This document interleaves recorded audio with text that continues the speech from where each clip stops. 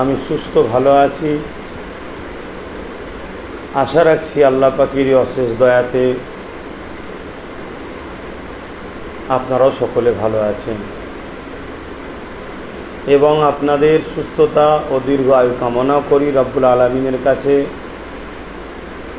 ফিতনা ফাসাদ চারিদিকে ভরে যাচ্ছে, এই ফিতনা ফাসাদ থেকে মহান রব্বুল আলামিন আল্লাহ আমার ও আপনাদের, আমাদের পরিবার, আত্মীয় স্বজন সকলকে সুস্থ ভালো রাখেন, সকলের দুনিয়া আখিরাতের কল্যাণ দান করেন, আমিন। প্রতি জুম্মাতে আমি যে উদ্দেশ্য নিয়ে আপনাদের কাছে লাইভে আসছি, বিভিন্ন প্রশ্ন উত্তর আপনাদের সাথে কথাবার্তার একটা মাধ্যমও এর দ্বারা হয়। আপনারাও আপনাদের কিছু কথা জানার থাকলে আমার কাছে জানতে চান, তার উত্তর আমি দেওয়ার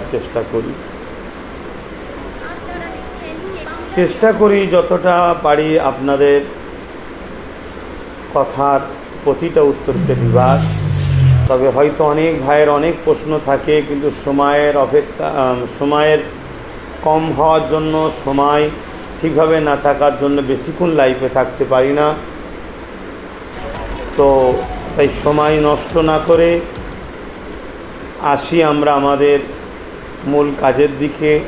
আসুন আমরা একে অপরকে কথাবার্তার মধ্যে এবং আপনাদের প্রশ্ন যেটা আছে সেই দিকে আমরা এগিয়ে যাই, প্রশ্ন উত্তর পর্বের দিকে।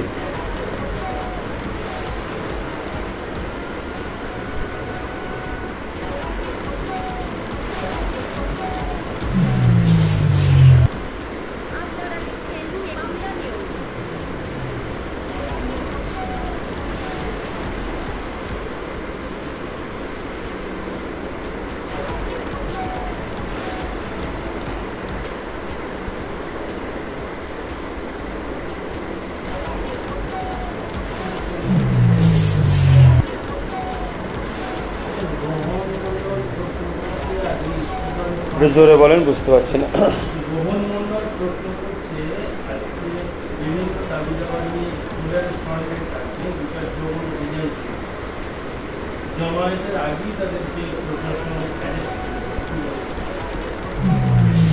রাজ্যে আইনি শাসন চলছে না, দলতন্ত্র শাসন চলছে।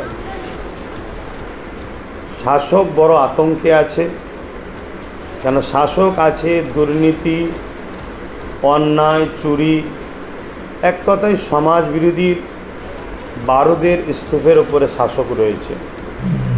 এই শাসক কোনো আন্দোলন যেটা সমাজের জন্য, দেশের জন্য, মানুষের জন্য, শিক্ষা, যুব সমাজ, কর্মসংস্থানের জন্য হলেই তখন শাসক সেটাকে বড় ভয় করছে।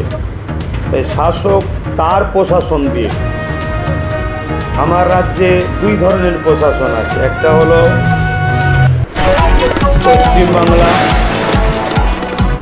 পুলিশ, আর একটা হলো শাসকের পুলিশ। শাসকেরই একটা অংশ বলেছে এরকম কথা। তো সেই প্রশাসনকে দিয়ে জোর করে তাদেরকে যে বন্দি করেছে আমি দেখছিলাম, এ থেকে প্রমাণ হচ্ছে শাসকও বুঝতে পেরেছে যে আগামী দিন পশ্চিমবাংলায় প্রত্যেকটা শিক্ষা আঙিনায়, কলেজ, ভার্সিটি, ইউনিভার্সিটিতে, প্রতিটা স্কুল, সব জায়গাতে স্টুডেন্ট ফান্ডের একটা ভালো পাওয়ার, ভালো পাকড়াও আসতে চলেছে। এবং স্টুডেন্ট ফান্ড এই যে শাসক ছাত্রদের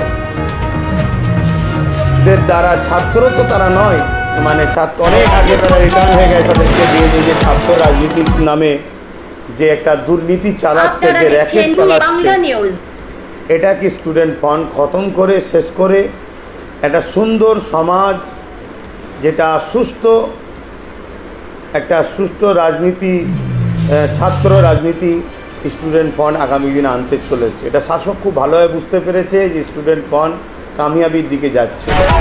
তবে যেভাবে স্টুডেন্ট ফান্ডকে ভ্যানে তোলা হলো, পিছন ভ্যানে তাদের উপরে যে জুলুম অত্যাচার করেছে, এটা দেখে আমি খুব ভালোভাবে উপলব্ধি করতে পারছি যে স্টুডেন্টগণ ছাত্র তাদেরকে শাসক ভয় পেতে শুরু করেছে। অতএব ভয় যখন করতে শুরু করেছে দুর্নীতিবাজ অত্যাচারীরা, তার মানে স্টুডেন্ট ফান্ড মানুষের কাছে গ্রহণযোগ্যতা পাচ্ছে। তাই স্টুডেন্ট ফান্ডকে বলবো আরও এগিয়ে যাও, সাহসের সঙ্গে এগিয়ে যাও, কেন শিক্ষা দেশ সমাজ জাতির ভবিষ্যৎ।